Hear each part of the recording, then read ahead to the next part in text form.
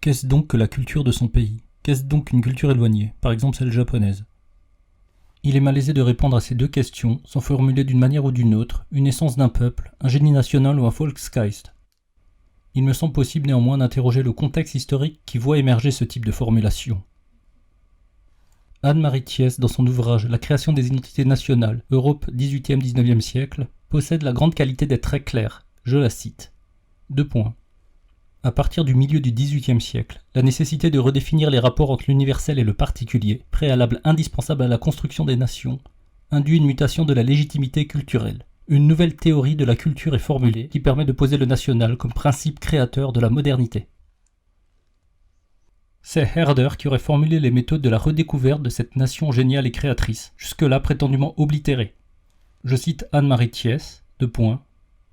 La lutte contre l'hégémonie d'une culture sclérosante passe donc par la collecte des chants populaires des nations, de toutes les nations. Herder accordera la même valeur aux chants populaires lapons, écossais, scandinaves qu'aux chants allemands. Lorsqu'il publie en 1778-1779 l'anthologie Volkslieder, chants populaires, Herder y rassemble des textes des provenances les plus diverses. La poésie des âges primitifs transmise au sein des peuples est pour lui le fondement par excellence d'un renouvellement culturel qui mettra fin à la tyrannie du classicisme. Herder déclare dans une correspondance littéraire sur Ossian et les chants des anciens peuples, je le cite, 2 points. Plus un peuple est sauvage, libre, vivant, plus ses chants s'il en a, doivent être vivants, libres, lyriques. Cette poésie n'est pas un art mort de lettré, c'est la langue du cœur, et l'esprit de la nature chante en elle. D'après Herder, par-delà l'ignorance des souverains, les vieux textes populaires, les poèmes et les chants renfermeraient les spécificités des peuples, leur génie national spécifique. Cela de telle sorte que le passage de la poétique à la politique s'opéra tout naturellement lorsque les États-nations se sont élaborés. En réalité, ces vieux textes réémergents sont souvent des faux ou des réinterprétations modernisées. Le premier auteur qui a eu l'idée de fabriquer de toutes pièces une authentique épopée antique serait de toute vraisemblance James Macpherson, et son œuvre fut grandement saluée par Herder. En 1761, Macpherson publia des poèmes en les faisant passer pour une traduction dont les originaux remonteraient au IIIe siècle et qui seraient attribués au mythique barbe d'Ossian. Je cite Anne-Marie Thiès, 2 points. Le génie de Macpherson, aidé par des experts en la matière, a été de prendre en compte dans son œuvre les tendances esthétiques les plus neuves et de les attribuer à un antique aède. De l'autre côté de la planète au Japon, à la même période, se déroule un événement relativement comparable, l'utilisation de méthodes nouvelles dans la redécouverte d'une ancienne tradition, relativement ignorée par les souverains du moment.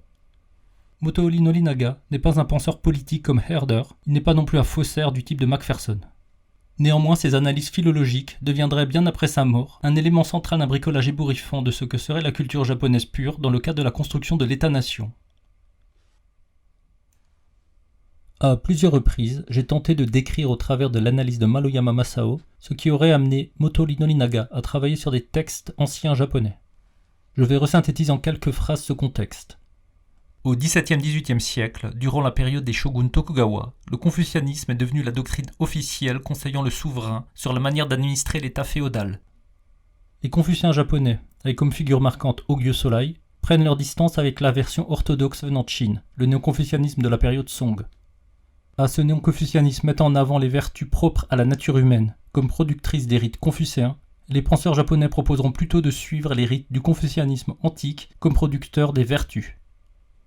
Ce renversement conduirait à une vaste transformation. Un passage du rite naturalisé à partir d'une morale intérieure aurait lieu vers un rite artificiel construit extérieurement par les anciens rois de la Chine antique. Une séparation adviendrait. D'un côté, la pratique du rite artificiel appartiendrait au domaine public du politique, alors que les autres pratiques, la poésie, la littérature, le bouddhisme, appartiendraient au domaine privé, celui des passions. La voie confucéenne serait politique et publique, les autres voies trouveraient un espace de déploiement et de légitimité dans le domaine privé. Au niveau des méthodes que développe ce confucianisme pour pouvoir atteindre et saisir les rites des rois anciens, les études anciennes, le Kogaku, proposent une lecture des textes d'origine. Si de ces investigations, il y a bien enseignement à tirer pour le domaine public, cela au travers de conseils donnés aux souverains sur la forme adéquate des rites, il réside néanmoins aussi un plaisir du langage ancien qui appartiendrait au domaine privé. Ces méthodes du Kogaku ont porté sur les textes de la Chine antique, mais une autre école, celle du Kokugaku, les études nationales, ont transposé les outils philologiques pour pouvoir analyser certains textes de l'Antiquité japonaise. Le savant le plus connu d'entre eux, Motoori Norinaga, utilisa ces méthodes issues du confucianisme des Tokugawa pour lire particulièrement deux textes anciens, celui du Kojiki et celui du Nihonshiki. Au travers de son analyse, il a tenté de nettoyer les influences étrangères et d'atteindre une version pure des textes.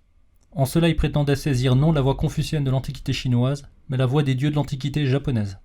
Cette voie des dieux se nommant Shinto. Une question se pose alors, qu'est-ce que le shintoïsme ? Encore plus que la question de savoir ce qu'est une culture japonaise, il est malaisé de répondre à cette interrogation.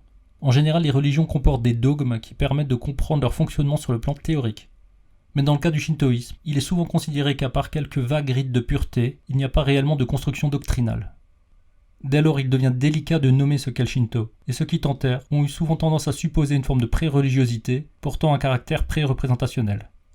Par exemple, voici ce qu'écrit en 1903 Lafcadio Hearn dans le livre Le Japon. Je le cite. : Cette croyance, plus ancienne que les icônes mêmes, se passe d'idoles. Les dieux sont les esprits. La paix profonde qui règne dans ces sanctuaires inspire plus de crainte et de respect que toutes les images.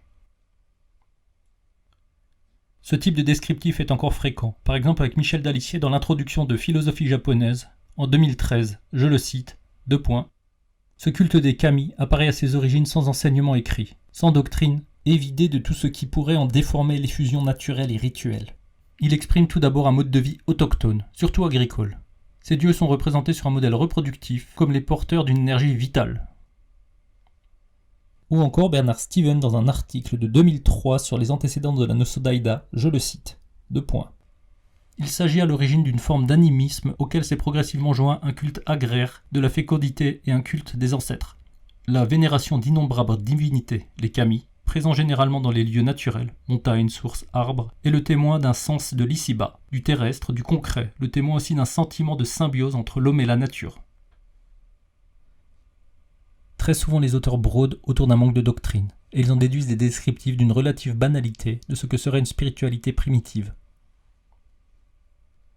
Pourtant, malgré le manque de doctrine, il existe deux textes anciens décrivant la mythologie et l'histoire du déploiement des figures de cette religion. Il s'agit du Kojiki en 712 et du Nihonshoki en 720. Néanmoins, ces textes auraient le défaut d'avoir été des outils politiques plus que des doctrines. Il s'agirait en effet de la légitimation de la lignée impériale comme descendant des dieux. Mais aussi ces textes ont été écrits à l'aide d'idéogrammes chinois et contiennent ainsi beaucoup de notions chinoises. Le second ouvrage, par exemple, se base en grande partie sur le style des annales historiques chinoises. Ce sont donc des textes ambigus pour tenter d'y trouver des éléments doctrinaux qui seraient proprement shintoïstes ou purement japonais. Je cite la synthèse très claire d'Olivier Ansart dans Une modernité indigène datant de 2014. Le point commun de ces croyances et pratiques est le culte des déités ou être doté de propriétés surnaturelles appelées kami. Il y a cependant peu de ressemblances entre les divinités honorées par ce qui est souvent identifié aujourd'hui comme le Shinto d'État, les dieux ancêtres de la lignée impériale qui apparaissaient dans les mythologies officielles, et celle du Shinto populaire, un ensemble de rites agraires de fécondité et de reproduction, sans mélange politique ou même moral évident. Le Shinto qui fut exploité à des fins politiques fut d'abord le Shinto d'État. Ces textes fondateurs furent rédigés sur la demande impériale pour présenter la généalogie officielle de la cour. Ces chroniques, bien évidemment, furent rédigées une fois que l'écriture chinoise avait été adoptée. De ce fait, dans cette tradition supposée indigène, les emprunts en textes chinois sont nombreux. Ces deux textes supposés fondateurs ont-ils eu une influence au-delà de leur période d'écriture et avant leur redécouverte au XVIIIe siècle par le Kokugaku, par les études nationales ? Visiblement non. En suivant François Massé dans son article « Mythe et légitimité » datant de 1995 sur le Kojiki, je le cite, : Son efficacité semble avoir été nulle. Il n'est pour ainsi dire jamais cité pendant la période ancienne. Il faut attendre le XVIIIe siècle pour que son importance soit réellement reconnue par les savants des études nationales. Presque aussitôt après que ces mythes aient été mis par écrit pour assurer la légitimité du souverain, on ne les voit guère utilisés. Le Nihonshoki aura un traitement différent à cause de sa forme historicisante. Les commentaires qu'il suscite sont surtout philologiques ou historiques. On n'aborde guère le thème des mythes avant le Shinto médiéval, et ce n'est plus dans un contexte de légitimité politique. D'un point de vue doctrinal, le shintoïsme avait acquis des statuts précis et des modèles de représentation conceptualisés au travers d'un syncrétisme avec le bouddhisme qui a été importé depuis la Chine. En suivant le dictionnaire historique du Japon datant de 1982 à l'entrée Honjitsu Jaku Setsu, je cite : Au 8e siècle, les kami furent considérés comme une catégorie d'êtres vivants à l'intérieur du monde des mortels, sollicitant leur délivrance par l'intermédiaire de la loi bouddhique. En conséquence, les kami révéraient et sollicitaient la loi. Ce fut dans le but d'offrir aux kami la saveur de la loi que l'on fournit des livres sacrés au sanctuaire Shinto, qu'on leur dépêcha des moines et que l'on bâtit des temples bouddhiques affiliés à des sanctuaires. Ainsi très tôt, les kami trouvèrent une place dans le dogme bouddhique. Plus précisément, une doctrine bouddhique émergea aux alentours du Xe siècle et nomma, positionna, qualifia le statut des kami au sein du panthéon bouddhique. C'est la doctrine du Honji Tsujaku. Sur le plan technique, cette doctrine, je cite le même dictionnaire, traduit une relation indifférenciée entre une apparence et une substance.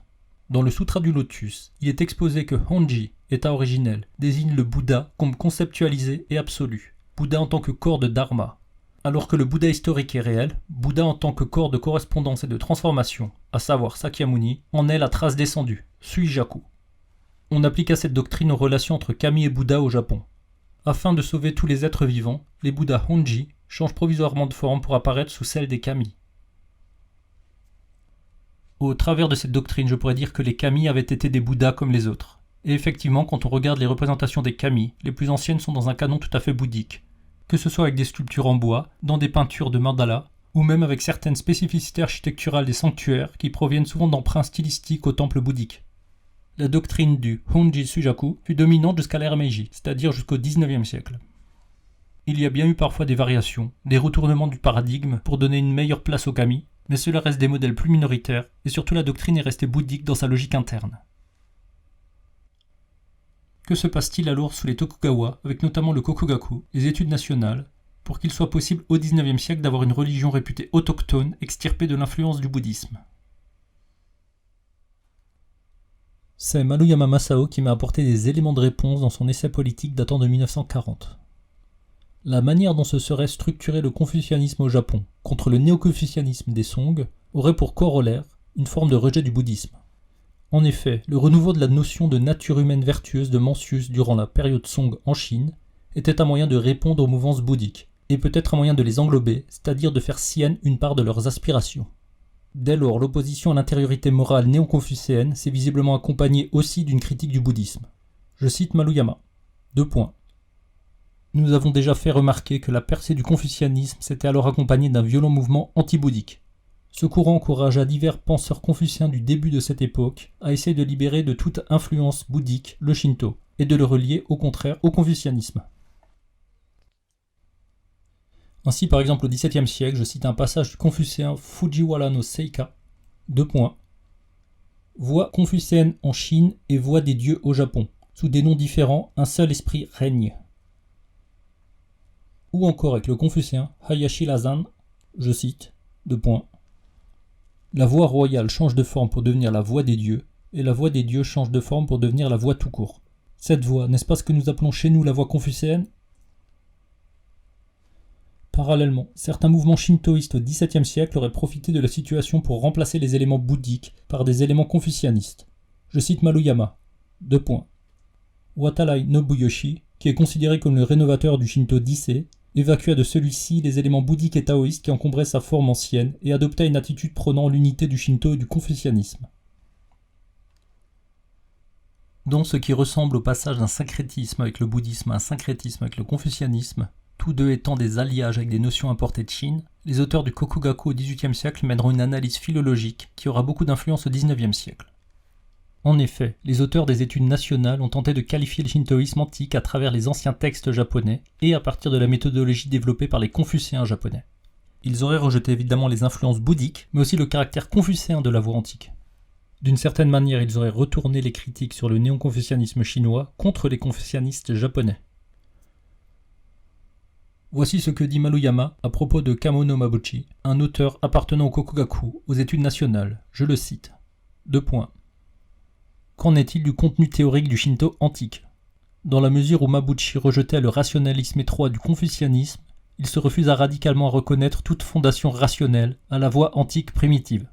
À partir de là, le caractère naturel de la voie se trouva expliqué par le cours des 4 saisons, et celle-ci prit l'aspect d'une philosophie naturelle athée. En d'autres termes, le naturel s'étant substitué au li, la raison dans le sens confucéen, pour conférer une valeur normative au monde. La voix, dans la mesure où elle continue à reposer sur quelque chose d'impersonnel, ne s'en trouvait pas changée pour autant. Il me semble important de garder à l'esprit que cette voix des dieux appartenait alors au domaine privé, et qu'il n'aurait pas été question au XVIIIe siècle qu'elle puisse produire une normativité politique. Au sein du domaine privé, les textes antiques seraient considérés comme poétiques et produiraient un effet sur le lecteur, une émotion ou une empathie. J'en ai déjà parlé, Motoori Norinaga développa justement le concept de mono no ware, c'est-à-dire celui d'une émotion ou d'une empathie au sujet d'un texte ancien. D'après Maruyama, le Kokugaku a produit un renversement dans la qualification de la voix des dieux japonais. Ce serait une émotion littéraire privée qui deviendrait la spécificité du shintoïsme. Je le cite. : Autrement dit, le mono no ware, en tant que ce qui donne tout son caractère à la poésie, en arrivera-t-il, tel quel, comme l'essence du Shinto lui-même. Cette thèse de Maruyama est prodigieuse. Le Kokugaku, les études anciennes, auraient qualifié le shintoïsme antique comme reposant uniquement sur le sentiment privé que produirait la lecture des textes anciens. En cela, la voix serait pure, puisqu'elle ne contiendrait aucun aspect rationnel ou conceptuel, mais elle serait uniquement constituée d'une émotion privée. En voulant être cynique, je pourrais dire que cette émotion privée est le seul élément des textes qui n'a pas été importé de Chine. L'émotion serait ce qui reste, une fois que les textes ont été purgés de toutes les importations. Et pour cause, presque toutes les notions ont des connotations chinoises, par exemple le Tao de Shinto et la voix confucéenne, même le nom de l'empereur, le Tenno, ou fils du ciel, possède une consonance fortement chinoise. Ce qui reste fascinant dans la lecture de Maruyama sur le travail philologique des études nationales au XVIIIe siècle, c'est que cette émotion, qui se situerait dans le cadre du privé et serait donc apolitique, serait devenue l'élément qui a légitimé l'empereur et son statut mythique au XIXe siècle. Voici la synthèse de Maruyama. Je précise que Solai est représentant du confucianisme, Norinaga est représentant des études nationales, appelées parfois aussi indigénisme ou nativisme. Je le cite. : Il est donc évident que la pensée de Norinaga est en continuité avec celle de Solai par le biais du volet de cette dernière orientée vers le privé.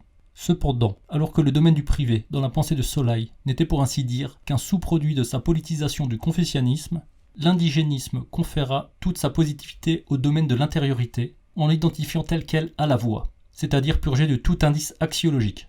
Et c'est ainsi que le nativisme en vint, à l'inverse, à mettre en continuité avec le politique ce qui appartenait, dans le système solaïen, au domaine du non-politique. En un mot, les études nationales ont permis la mise en connexion du domaine privé, c'est-à-dire de celui des émotions, avec le domaine du politique. Maruyama me semble un auteur puissant en ce qu'il me donne des clés de compréhension de situations historiques qui sont éloignées de mes intuitions d'Européen. Néanmoins, parfois je ne sais pas exactement s'il décrit ce qui se déroule sous Tokugawa ou ce qui s'est déroulé au début de la modernisation de l'État-nation. Il n'empêche que cette analyse sur un plan abstrait reste encore cohérente avec de nombreux phénomènes que j'ai pu croiser en tant qu'organisateur d'événements artistiques. Je me suis rendu compte empiriquement qu'entre le politique et l'art, le public et le privé, les dynamiques étaient très différentes de celles que je croisais en Europe. Les deux dynamiques étaient tout à fait modernes, il n'est pas question de parler de féodalisme ou de tradition, simplement dans la pratique, les ambitions ainsi que les intuitions des acteurs du monde de l'art divergent grandement. J'en reviens aux études nationales, au Kokugaku. Concrètement, ces savants n'étaient vraisemblablement que des philologues qui ont fantasmé et qui ont réinventé une littérature antique. Il n'y avait à ma connaissance pas de dimension politique poussée dans leur pratique. En cela, ils se différenciaient d'un Herder et de tous ceux qui ont construit ou falsifié des mythologies pour unifier un peuple. En revanche, les héritiers des études nationales, qui parfois étaient des néo-confucéens, comme dans le cas de l'école de Mito, ont grandement réagencé et réinterprété les lectures de Norinaga dans un but politique. Quelques années après l'ouverture du pays, ceux qui ont poussé au pouvoir l'empereur sous la formule Sono Joi, révéré l'empereur, expulsé les barbares, et qui ont gagné la guerre du Boshin, se retrouvaient finalement au pouvoir à la restauration de l'empereur. Non pas que les savants de l'école de Mito aient voulu renverser le Bakufu, le domaine de Mito appartenait concrètement à une branche de la famille Tokugawa, mais leurs propos ont nourri des hommes d'une autre génération, celle appartenant aux fiefs Satsuma et Choshu, ceux qui ont remporté la victoire face au shogunat en 1868. D'une manière similaire, d'après Shuichi Kato, dans Histoire de la littérature japonaise, tome 3, je le cite, : Bien que les études japonaises aient préconisé le culte de l'empereur et la xénophobie, elles n'exprimaient aucune opposition au Bakufu. La restauration de Meiji eut lieu non pas à cause des notions de culte de l'empereur et d'expulsion des barbares, mais à cause d'actions des forces antigouvernementales qui firent usage de ces concepts comme autant de mots d'ordre. Après la Restauration, la séparation du shintoïsme et du bouddhisme a eu lieu dès 1868 avec une série d'édits impériaux. Le shintoïsme est devenu alors une religion d'État, validant l'autorité impériale. Une théocratie affirmant l'unité mythique de la nation dans la modernisation rapide qui s'enclenche alors. Avec le shintoïsme, il y a quelque chose qui peut paraître bien paradoxal, tant il semblerait qu'il s'agisse d'une forme de tradition réinventée. Mais en réalité, il n'y a peut-être rien de plus moderne que l'affirmation politique d'une anhistoricité primitive.